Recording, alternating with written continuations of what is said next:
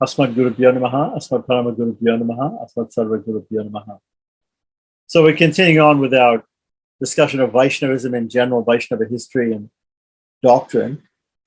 And so we came up to a section about the nature of Brahman, the nature of the Supreme Brahman. So, nature of Brahman. We now come to the consideration of the nature of the ultimate reality. The Taittiriya Upanishad defines the nature, that is Swarupa. The word Rupa means form, and Swarupa means his own form. The form of Brahman in terms of Satyam, knowledge, Satyam, truth, Jnanam, knowledge, and Anantam, infinity or unlimitedness. That is, Brahman is Satyam or reality, Jnanam or knowledge, and Anantam or infinite. The term Satya means, according to Ramanuja, absolutely non-conditioned existence of Brahman. In other words, it implies that the eternal self-existent and self-contained substance without being subject to any kind of modification. Brahman is Satyam in the sense that it exists forever without undergoing any kind of change, vikara. This characteristic of Brahman distinguishes it from the non-sentient matter, since the latter undergoes constant change.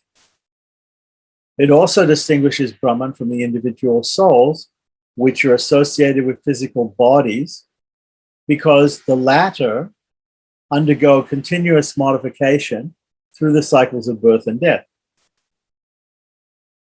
The term jnana means, according to Ramanuja, eternal knowledge, which is not subject to contraction and expansion. When Brahman is described as jnanam, what is meant is that Brahman possesses as its essential attribute infinite eternal knowledge. The term jnanam applied to Brahman also implies that the very swarupa of Brahman is knowledge. According to the Vishishtadvaita Vedanta, Brahman is both jnana swarupa, the form of knowledge, and jnana gunakara. It has the attribute of knowledge. The latter is also infinite in character, asangkuchita. That is, not subject to contraction and expansion, unlike the finite knowledge of the bound individual soul. By virtue of this character, Brahman is distinguished from the released souls whose knowledge was subject to contraction, right? Was subject to contraction and expansion during the state of bondage. The term ananta means that which is not conditioned by space, time, or any other entity. Brahman is anantam, or infinite, because it is omnipresent. It exists all the time, and it pervades all other objects in the universe. This characteristic of Brahman distinguishes it from the souls which are eternally free, the nityas, because the latter are monadic, that means very atomic, in nature, in character, or in other words, anu, right? Whereas Brahman is considered vibhu, or expansive. Anu is very small. Not only the swarupa of Brahman, but also its attributes, gunas, are infinite, in the sense that they are countless and unsurpassable in excellence. We say ananta kalyana gunas. So he has unlimited auspicious qualities.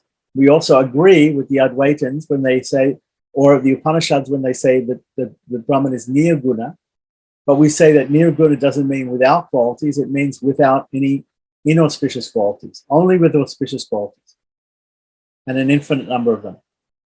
So they are infinite in the sense that they are countless and unsurpassable in excellence. These three characteristics, which are thus unique to Brahman, reveal its true nature, swarupa, nirupaka, dharma. Dharma means the nature of something. Swarupa, nirupaka. In reply to the question, that is, what is the swarupa of Brahman? The answer of Vishishtadvaita Vedanta is that which is characterized by satyatva, jnanatva, and anantatva. The ending twa in Sanskrit means ness. So by the aspect of truth, the aspect of knowledge, the aspect of infinity, the aspect of reality, satya. In other words, Brahma Swarupa is Satyam, Jnanam, and Anantam. And this is a statement from the Upanishads. Satyam Jnanam, Anantam, Brahma. As the Upanishads declare, right? These three terms do not denote the mere Swarupa of Brahman, as maintained by Advaita Vedanta. On the contrary, they denote Brahman as possessing the three distinct attributes, right? So in Advaita Vedanta, in Shankara's philosophy, he doesn't deny the Satyam, Jnanam, Anantam, Brahma, but he says that Brahma is basically nirguna, it has no qualities, but it is of the nature of Satyam, Jnanam, and Ananta. I don't know how he squares those two ideas, but anyway, the point being made here is that in Vishishtadvaita Vedanta, the system of Ramanuja, these are understood to be gunas. They're understood to be the essence of Brahman, the Swarupa of Brahman, and also the qualities of Brahman. Three main qualities of Brahman. So according to the grammatical principle of Samanadhikarana Vakya, Vakya means a statement or a sentence, something which was spoken. Samanadhikarana. Adhikarana is a topic. Samana meaning equal, right? And a topic of equality, right? A sentence in which the terms are found in apposition. We've been doing this in beginner Sanskrit. Anybody who's been looking at that playlist on the YouTube channel, they'll see that we talk about nouns in apposition. What are nouns in apposition? They are nouns that have the same case and the same number, and so therefore they are called in apposition. They describe each other. They help to describe each other, like adjectives. So nouns in apposition. So for instance, if we say Rama, the king, lived in Ayodhya. So both Rama and the king are nouns in apposition. They're both in the nominative singular. Okay, so in a sentence in which the terms are found in apposition, the terms which connote different qualities denote one entity as qualified by the attributes. So all of these different terms are synonyms for Brahman. Satyam, Jnanam, Anantam, these are all synonyms for Brahman, and they explain Brahman and they describe Brahman. The Upanishads speak of Brahman as bliss, Ananda. Thus says Taittiriya Upanishad, Brahman is known as Ananda. That is, Brahman is blissful in nature, Ananda Swarupa. The description of Brahman as Ananda is meant to emphasize its aesthetic character and make it a most desired object of meditation and attainment.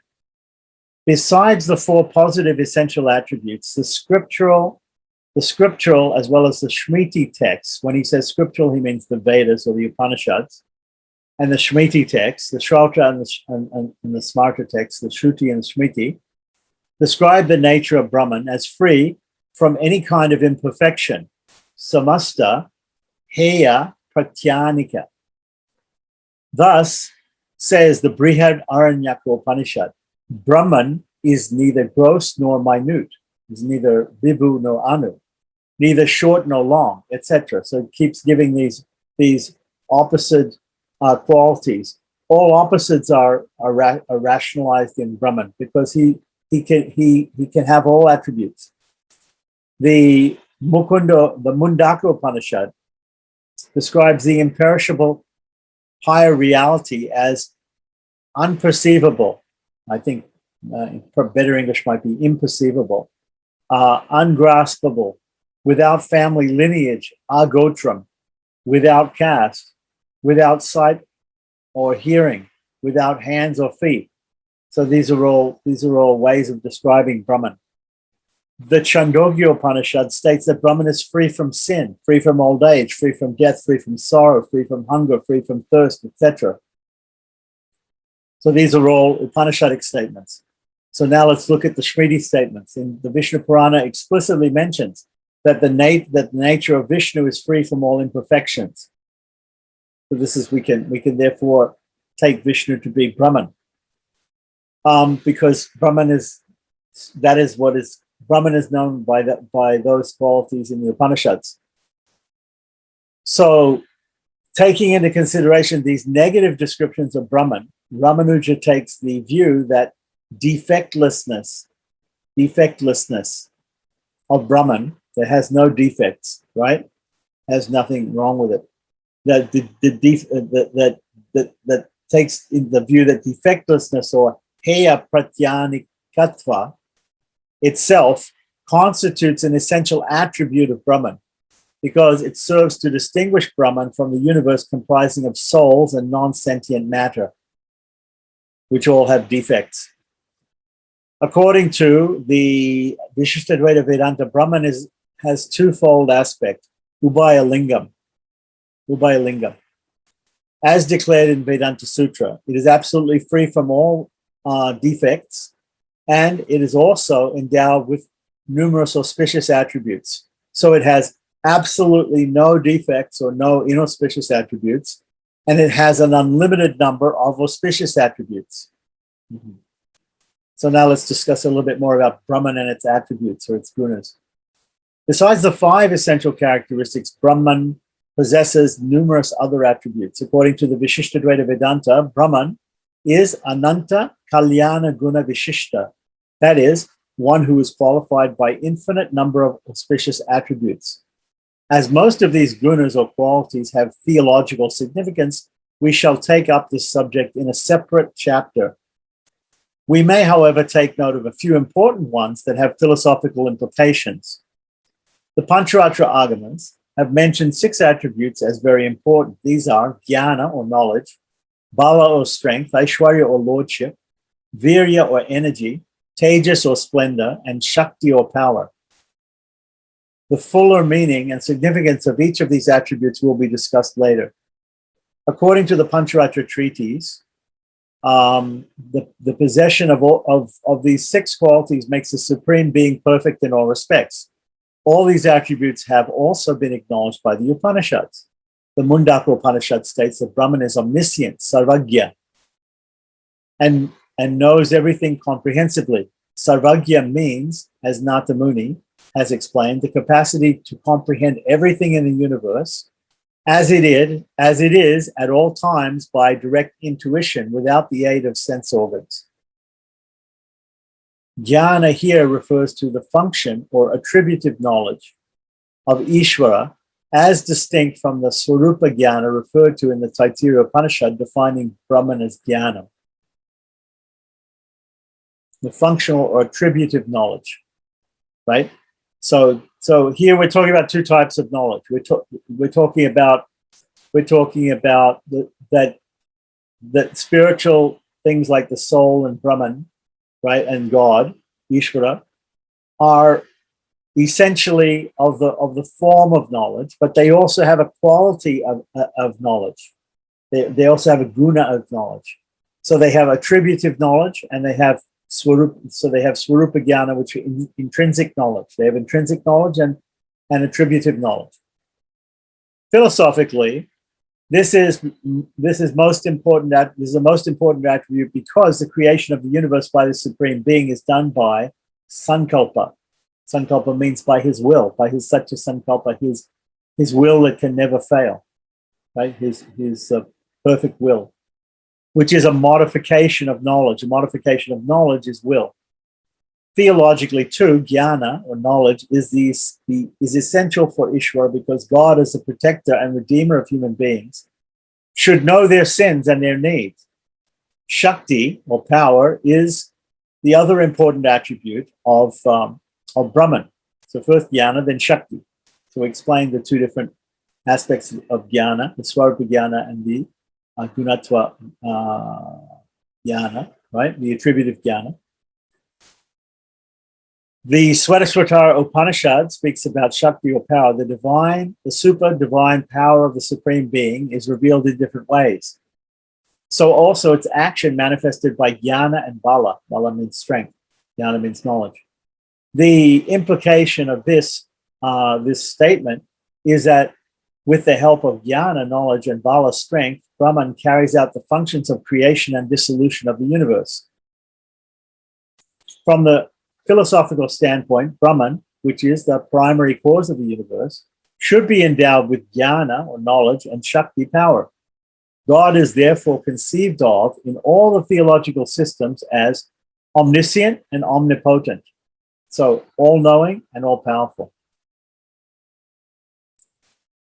Realizing the importance of these two attributes, Vedanta Deshika is of the view that all his other gunas, all his other qualities, unlimited auspicious qualities, are only modifications of these two. That's been interesting. The numerous other personal qualities of God, which are enumerated by Ramanuja and the Vaishnava treaties, are the offshoots of these six principal attributes. What were those six principal attributes again? They were Jnana, Bala, Aishwarya, Virya, Tejas, and Shakti, or knowledge, strength, lordship, energy, splendor, and power.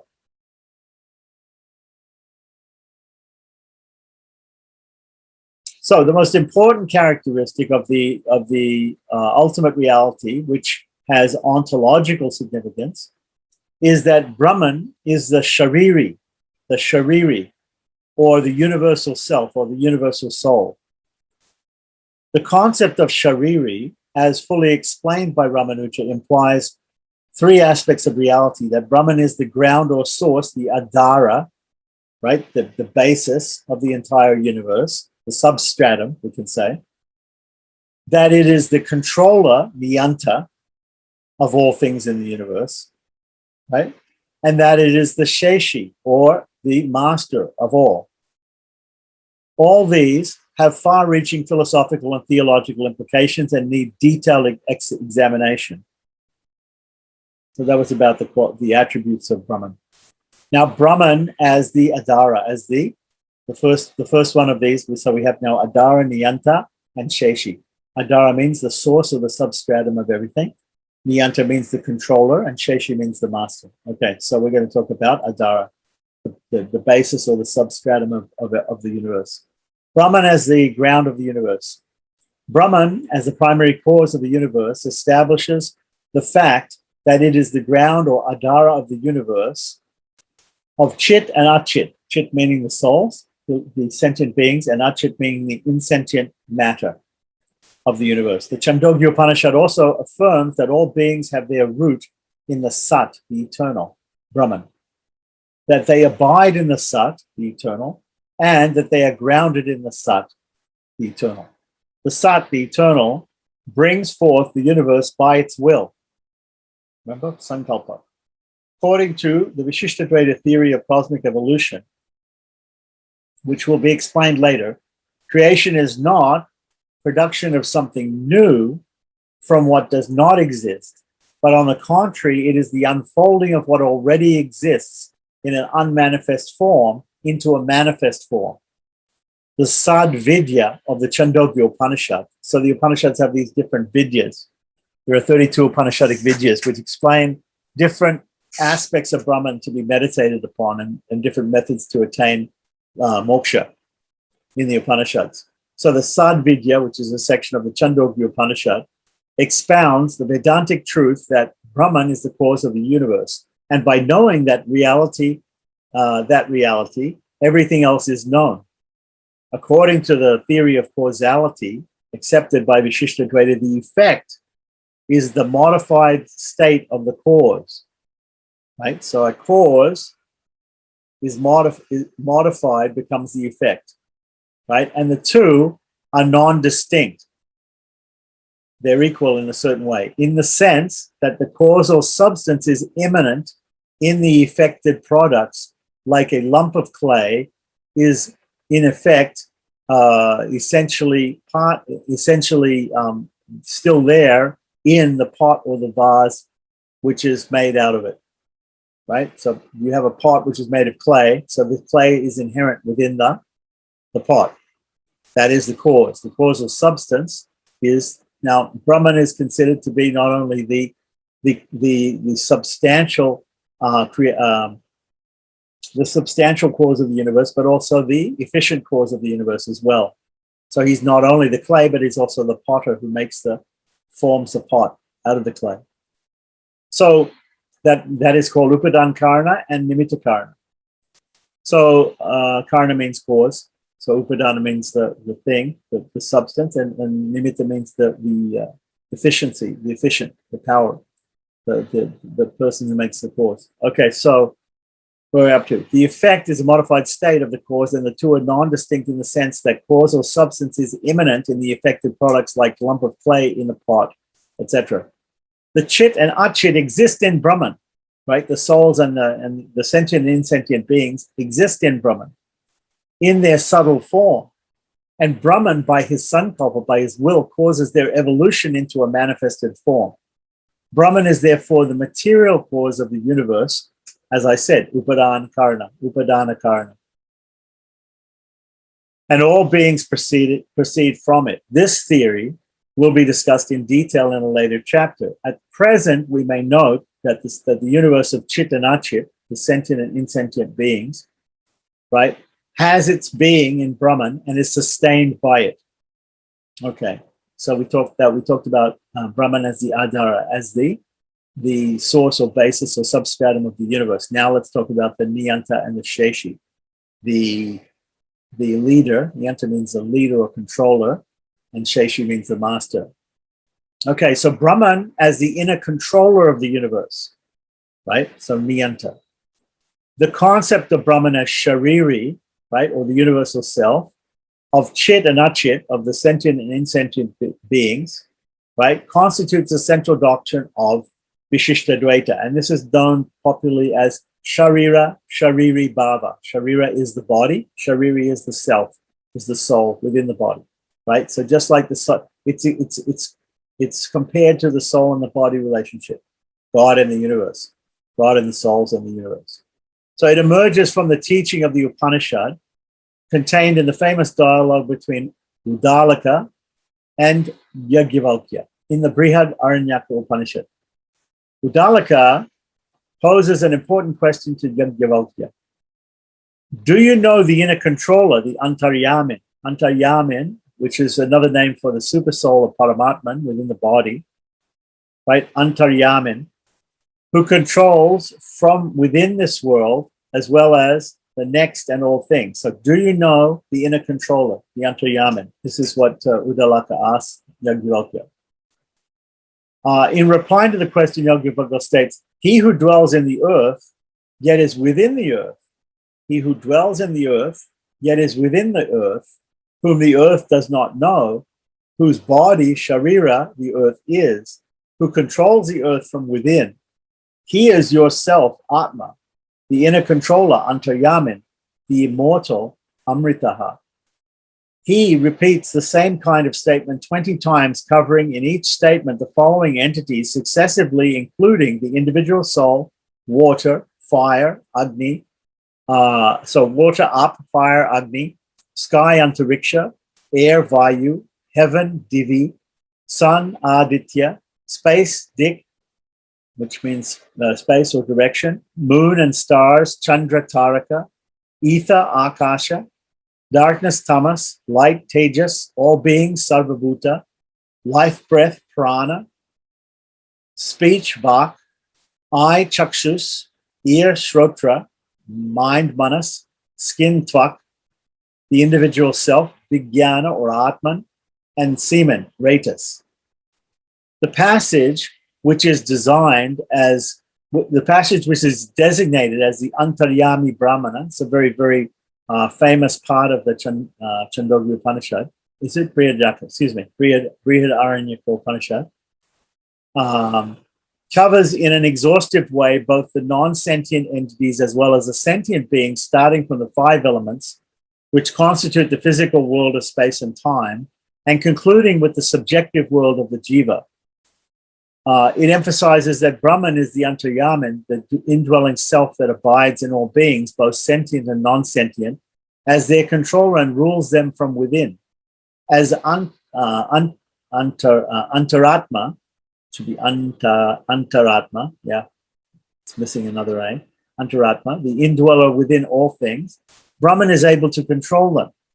Brahman is therefore regarded as Niyanta, the ruler. This brings about the immanent character of Brahman. That is, Brahman is immanent in the universe. It may be noted that Brahman is in the universe, but it is not the universe as pantheists believe. Okay, so pantheism equates the world with God, and says basically the trees, the mountains, everything's God, like that is God. So, but what Vishishtadvaita Vedanta is not pantheism, right? Pan means all. Pan means all. All is God. So pantheism means all is God. But Vishishtadvaita is not pantheism, it's panentheism. So pan means all, en means in, theism. So all inside God, all in God. Everything is in God. God is within everything and everything is in God. That is really what Vishishtadvaita Vedanta is. So it's a type of panentheism.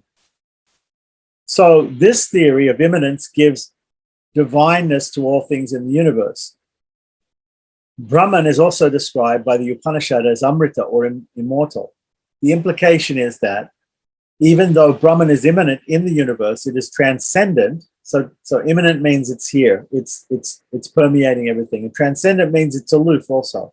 It's separate also. Transcendent, and becomes pure and untouched by the defects of the universe. Because remember, we said that the souls in this universe and also the material nature is undergoing transformations, constantly undergoing transformations. So Brahman is aloof from that, is aloof from those transformations, those defects. This truth is established by the fact that Brahman, by virtue of its intrinsic nature, is spiritual as Jnana Swarupa, right? The embodiment of knowledge, and also free from all imperfections. Akila heya pratyanika. The Upanishads declare Brahman as apahata papma. That is, untouched by evil, untouched, unsullied, untouched by evil. This is explained by two analogies of the sun and space, Akasha. So Surya and Akasha. In the first illustration, the sun is reflected in the waves of water. So we look in the water and we see waves and we see the reflection of the sun. But the defects found in the water waves do not affect the sun because it's only the reflection that we see. The sun is not actually present in the waves, just as the Paramatman resides in the physical entities. But the analogy is intended to convey the fact that the movements, etc., found in the water waves do not apply to the sun. In the second example, the space or Akasha, when conditioned by several pots of varying sizes, becomes manifold. Okay, so Shankara gives this example also. Let's say we have some clay pots. We have like various clay pots.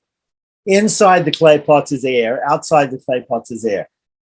So, but when we make those clay pots, it seems like we're portioning off certain amounts of air. Each pot has got a certain amount of air in it. So the space, which is usually one thing, has become divided, right? So, but the difference in dimension of the receptacles do not apply to the space. I'll say that again. In the second example, the Akasha or the space or the air, right, when conditioned by several pots of varying sizes, becomes manifold, right? It appears to be manifold because there's air in one pot, there's more air in a bigger pot, less air in a smaller pot. There's different aspects of the air in these different pots. But the differences in the dimension of the receptacles do not apply to the space, right? Space in general is not affected ultimately by the different sizes of the pots. In the same way, Brahman, though immanent in the objects of the universe, is ultimately unaffected, stays aloof, stays transcendental. This is the implication of the expression Amrita, immortal. As stated in the Vedanta Sutra, both these characteristics, Niyantritva, that is the leadership aspect, and Amritatva, right, the immortal aspect, are unique to Brahman. Okay, so now let's talk about him being the Sheshi, but also being the Shariri. We talked about the Sheshi. Sheshi and Niyanta the leader, and the master. So we talked about that. Now let's talk about him being the soul of the universe, the Shariri. Brahman is as Shariri of the universe. By virtue of its being the controller of all beings in the universe, Brahman is regarded as the Shariri, or the universal self. The word Atma always refers to a Sharira, or body, as its counterpart, just as the physical body is always associated with a jiva, or soul. So what he's saying is basically, so just as we have a jivatman, which has a body, right, in this material world, every jivatman has a body, has a physical body. Similarly, the paramatman also has a body, which is the universe. So in the case of the paramatman, as the sharirin, or the shariri, the universal self, the entire universe comprising of both sentient and non-sentient souls and non-sentient material entities constitutes his body, his sharira. This is what is implied in the Antaryami Brahmana. How can earth, water, etc. be body of Ishvara, of God? Ramanuja furnishes the answer by explaining the proper and fuller implications of the term sharira, used in the passage repeatedly 21 times in respect to both the physical elements, such as earth, etc., the sense organs, such as mind, prana, and spiritual energies, such as the jiva soul, right? The word sharira, understood in the ordinary sense as the aggregate of physical components with a mind and sense organs, and also as the media of action as well as experience, do not apply to any of the entities included in the Upanishadic passage. Even among living beings, there are great variations in respect of the pattern of physical components, such as in the case of a worm, a reptile, a tree, etc., as compared to a human body. So there's a lot of variety.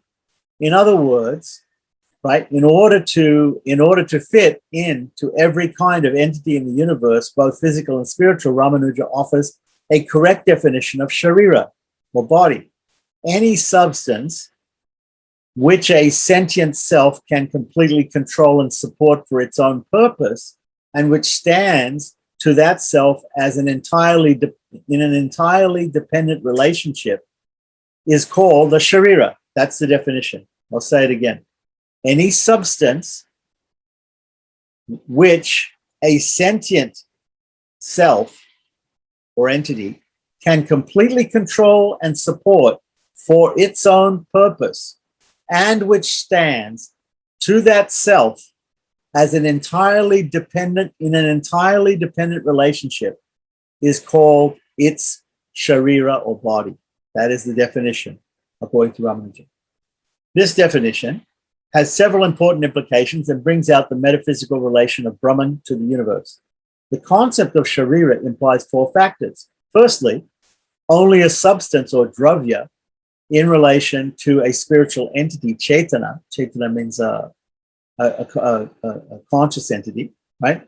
A sentient entity, which may be either jivatman or paramatman, can be qualified to be a sharira. So only a dravya, only a substance, right?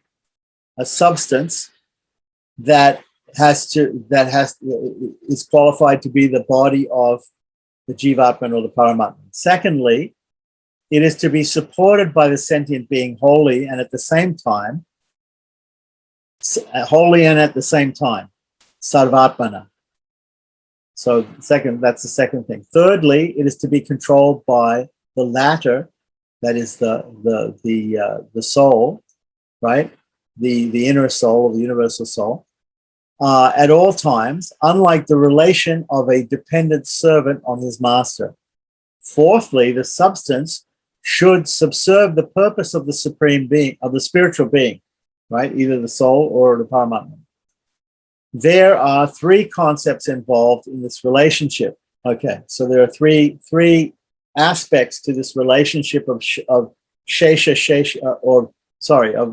shariri, the body and soul relationship, right? Which is there both with the soul, the individual soul in this material nature with its material body, and with God having the body of the souls and the sentient, non-sentient beings of the universe. So there's three aspects to that, that relationship, which is there both for God, Jivatman, and Paramatman. So Adara Adeya, the sustainer and the sustained, right? The soul, obviously, either the universal or the individual soul is the sustainer. The body is the sustained. Niyanta Niyamya, the controller and the controlled. Obviously, the soul, either universal or individual, is the controller, and what is being controlled is the body. And Sheshi Shesha, which is sometimes said the other way around, but anyway, here it's to be said like that because that's the way the Sheshi Shesha, the master and the subservient, because the soul, either individual or universal, is the master, and the bodies are subservient. So the souls, the individual souls and the universe are subservient to God. The material body is subservient to the individual soul. Right. So in the light of this explanation, all the sentient, so these are the three aspects. We should remember this: Adara Adeya, Niyanta Niyamya, and Sheshi Shesha. Right. These make up the three aspects of that relationship, which is Shariri Sharira. Shariri Sharira. Okay. So in the light of this explanation, all the sentient and non-sentient beings are regarded as the Sharira, or body of Ishvara, God. In the technical sense, that is, the former are wholly dependent on the latter for their existence, Satta. They are completely controlled by Ishvara, God, and they also subserve the purpose of the Supreme Lord, all three things.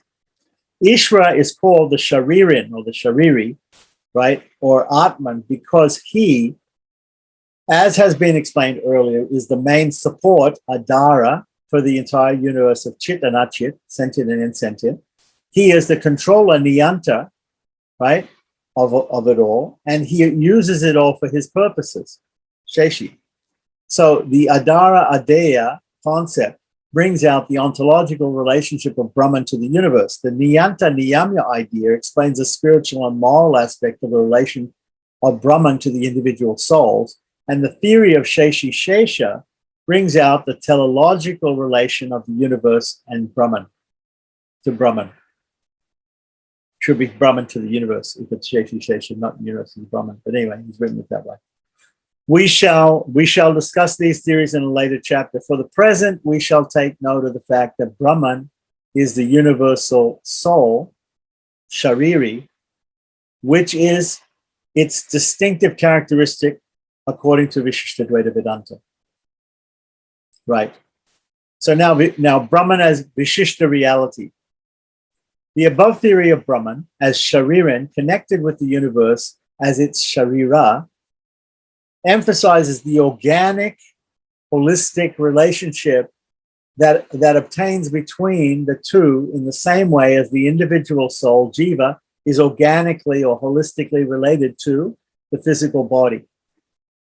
The physical body is dependent on the soul for its very existence. When the soul leaves the body, the latter ceases to exist as a living body, as a dead body is not strictly considered a body. It's just dull matter. As long as the body lasts, it is not separable from the soul. The soul is the adara, or supporter of the body. The soul also controls the body in the waking state. That is, the voluntary movements of the body will take place with the will of the soul, the sankalpa of the soul. The purpose of the existence of the body is for the use of the soul. On the basis of this threefold concept, relation between the jiva, the jivatman, and the body, material body, are described as sharira shariri bhava, or body-soul relationship, which is what we just talked about between God and the universe of sentient and insentient beings. Same relationship. Such a relationship is not a mere samyoga or conjunction as between two separable physical objects, but on the contrary, it is an inherent relation between the substance and an essential attribute. The technical word used for an inherent relationship is something which is an inherent within something, an inherent relationship or an essential attribute, right, is in Sanskrit called apritak siddha. Apritak siddha or inseparability. Inseparability. According to Vishishtadvaita epistemology, a substance is inseparable from its attribute.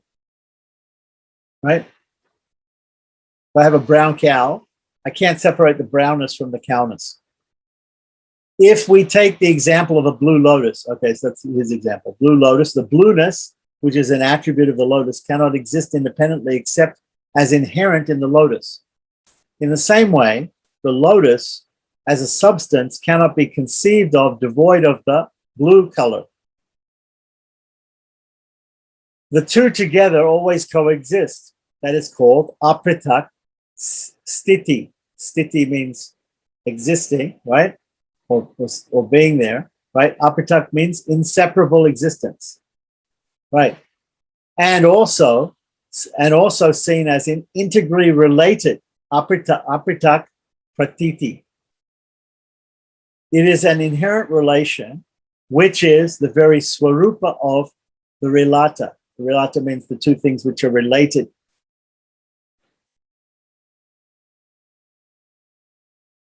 Relata would be the plural of relatum, which means that thing which is related, right? So he's using some Latin terms here. Swarupa sambandha, that which adheres to the inherent form of the soul of the Lord. It is not a separate category like samanvaya, which is another type of inherency. Over and above the relator, the two things which are related, linking two inseparable entities, as the Nyayayikas postulate. Okay, so there's 6 basic schools of Indian philosophy called Astika philosophy, which follows the Vedas, right? One is called Nyayayikas. They're the logicians. The logicians, they postulate that there are two things which are inseparably linked. They have a sort of symbiosis, and that they call that relationship they call samanvaya. So he's saying it's not samanvaya. It's not like that. It's not like what the Nyayayikas believe. In order to fully understand this, we have to sort of understand what the Nyayayikas believe, how they postulate relationships between two inseparable entities, and how different it is for Vishishtadvaitism. Such a relation is unacceptable to the Vedantins. Apritak siddha, or inseparability, right, is a name given to two related things which are inherently and inseparably related. That is the type of relation that holds good between the jiva and the physical body, which is technically termed as sharira bhava. On this analogy of the jiva and the body, the relationship that exists between Brahman and the universe of chit and achit, sentient and insentient entities, is also described in the Vishishtadvaita Vedanta as shariri bhava sambandha, right? Sambandha means the concomitant relationship, the established relationship of body and self, of the nature of body and self. The metaphysical implication of it is that Brahman is always inseparably related to the universe of sentient souls and non-sentient entities. This means that both in the state of dissolution, right, after the destruction of the universe, right, and the state of after creation of the universe, right, which we call laya or pralaya, and sthiti or srishti, right? We have 3 states. We have creation, sustenance, and destruction, which are srishti, sthiti, and laya or pralaya. So this means that both in the state of dissolution and the state after creation of the universe, Brahman is associated with chit and achit. So Brahman is always associated with chit and achit as its inner dwelling self, its universal self. As a state prior to in the state prior to creation, the chit and achit abide within Brahman in a subtle form, and Brahman is that in that state is associated with chit and achit in their subtle state. Shukshma chid achid vishishta. Shukshma means subtle. So chid and achid, the sentient and insentient entities, are in a shukshma state, but they're still distinguished Vishishta, right? So they're associated with Brahman in that state before the creation of the universe. In the state after the creation of the universe, after the chit and achit entities, the sentient, non-sentient entities manifest themselves from being unmanifest, right? Brahman abides in the manifested chit and achit in their gross form. So that is called stula, which is the opposite of shukshma. Shukshma means unmanifest or subtle. Stula means gross or manifest. Chit, so stula chit achit vishishta. According to Vishishtadvaita Vedanta, Brahman is always, and the word always here is in Sanskrit is sarvada, associated with chit achit. Brahman, which is considered as the primary cause of the universe, Jagat Karana. Remember, Karana means cause, Jagat means this universe. Jagat Karana, Brahman is Jagat Karana, means that Brahman is associated with Chit, the sentient, and Achit, the insentient, and not a pure, undifferentiated being. So he's not pure, undifferentiated being because he has these other aspects, these other attributes of Chit and Achit, which are his body, him as the universal self.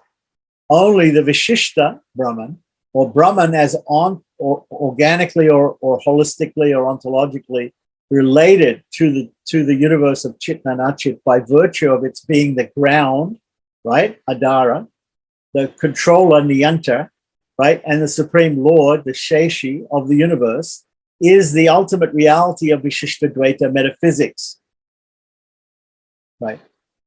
Though Chit, sentient, and Achit, insentient, and Brahman, meaning Ishvara, are distinct.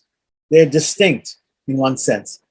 Brahman, the ultimate reality, is organically related to the other two dependent realities, is one Vishishta Vivakshaya Ekatva. They're essentially related as one thing, essentially, in one sense. This is the central doctrine of Vishishtadvaita, because Vishishtadvaita is actually a form of Advaita, of oneness. How is the oneness expressed? We've just described how the oneness is expressed. There is difference within the oneness, but ultimately there is oneness. So on the basis of these Upanishadic teachings, the Vaishnava theology has formulated other theories of reality, right? The Vaishnava theology has formulated other theories of reality. These are, number one, Vishnu or Narayana is the same as Brahman of the Upanishads, and that he is a supreme being, Paratattva. Paratattva means the supreme category, the supreme reality,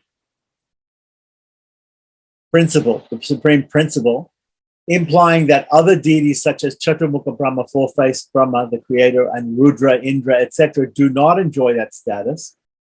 Two, Vishnu is Shriyapati, right? The husband or the master of goddess Lakshmi.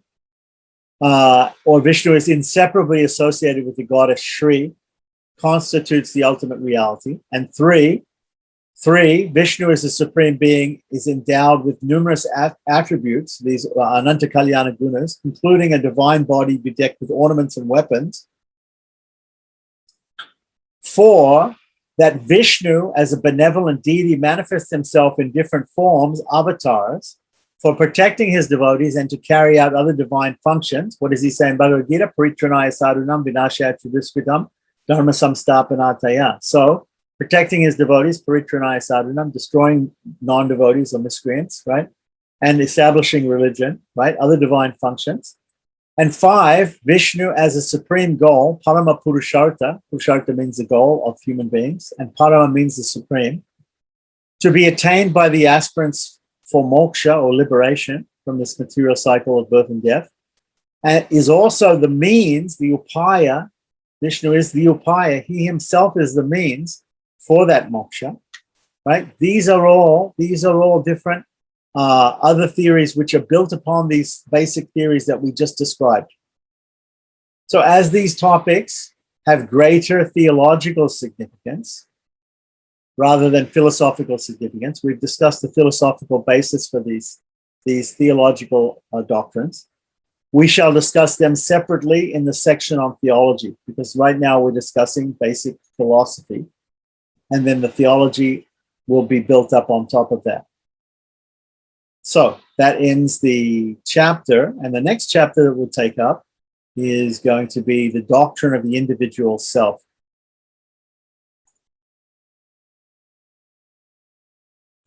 So we dealt with the philosophical basis of Brahman. So if there's any questions on that particular, it's very heavy, the philosophy part of it. But if there's any questions or comments or anything like that, just go ahead and I tried to make it as clear as I could, right? And obviously, if you go through it very quickly like this one time, you're not going to maybe get all the aspects of it, and you need to go through it again a few times, and you'll get more and more of it like that. But this is the basic philosophy on which we have to build the theology. If you try to build the theology first without the philosophical understanding, you may end up with a religion like Christianity or Islam or something like that. But it'll have because the axiomatic philosophical truths are not being worked out to the nth degree. It'll fail in some aspects. Yeah. So I wanted to ask about the attributive knowledge. Attributive meaning that the Lord Brahman has a form of knowledge. This is the attributive knowledge, right? As well as he also has. I just wanted to understand the difference between the two. Yeah, he is the form of knowledge, but so it's described in Yadinramata Dipika. We talked about it. We also talked about it in Tattvatraya, right? The analogy which is most often used is the analogy of a lamp. So when you light a lamp, this is called Dharma Bhuta Jnana. Dharma Bhuta Jnana means that attributive knowledge. So the lamp, when you light a lamp, the lamp itself is light, shows light, but the lamp also shows itself. It also shows itself. It shows other things, and it shows itself. So when you have knowledge, right, you have a knower and you have a known. In order for the process of knowledge to take place, you have to have somebody knowing something and something which is to be known. In this case, the lamp is the knower and is also the known. It's both. So the Lord is also like that. And the soul is also like that.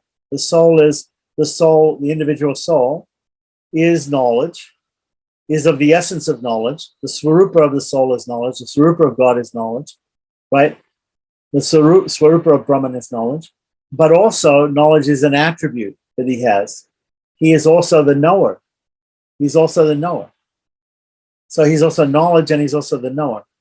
So the example given, the best analogy given is the lamp, of the lamp. So does that come close to explaining it a little bit? Yes. Very nice. Yes, thank you very much. I like that the before understanding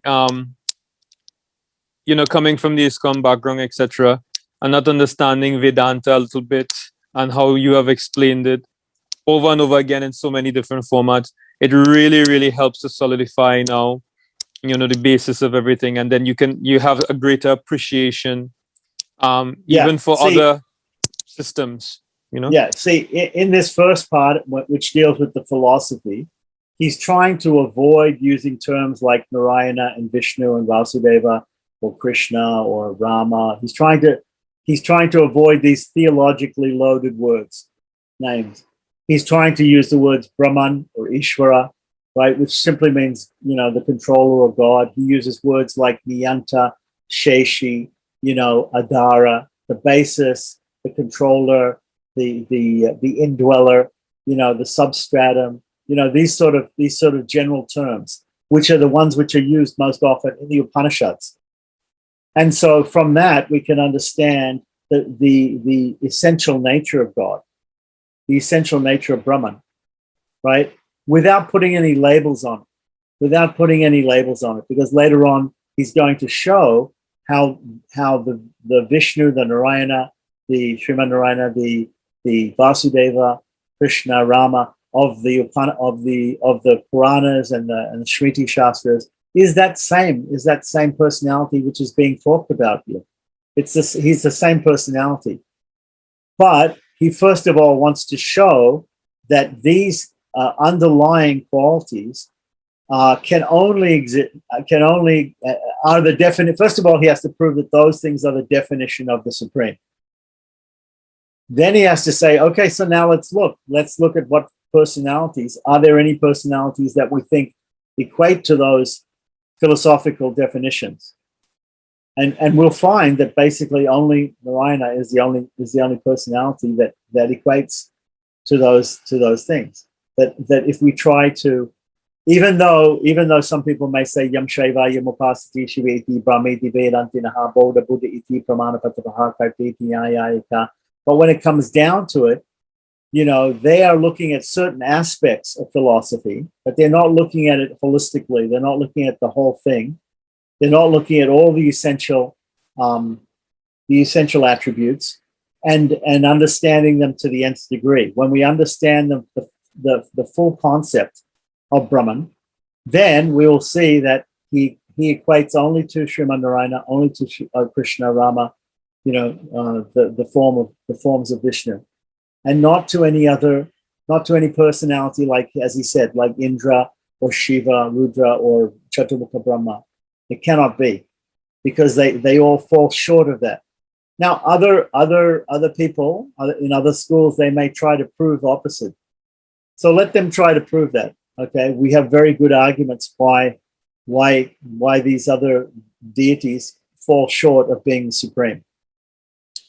But that will come up in the theological section. So right now we're talking about the philosophical section. We're just trying to define the supreme. Once we define the Supreme, then we're going to equate the Supreme with Sriman Narayana, with Krishna, with Rama. And then we'll see if anybody else objects to that and tries to say some other Devata or some other personality could be the Supreme, or maybe all these other personalities are actually the Supreme, or maybe the Supreme has none of these personalities and the Supreme is actually impersonal. These are all other arguments of other schools. And those will be defeated in the theological section. We'll deal with them in the theological section. But now we're talking about the philosophical section. So let's just try to understand the definition of Brahman, of the Supreme, and then we'll take it one step at a time. So I think we're getting the very essential points. And in the next we're going to talk more about the individual soul. And we'll also talk about the evolution of the insentient matter in the universe, and then we'll start talking more about Ishvara and about his personal characteristics, and then we'll see how the different it'll expand, and we'll see how the different Vaishnava sects have dealt with explaining the theological aspects of Vaishnavism.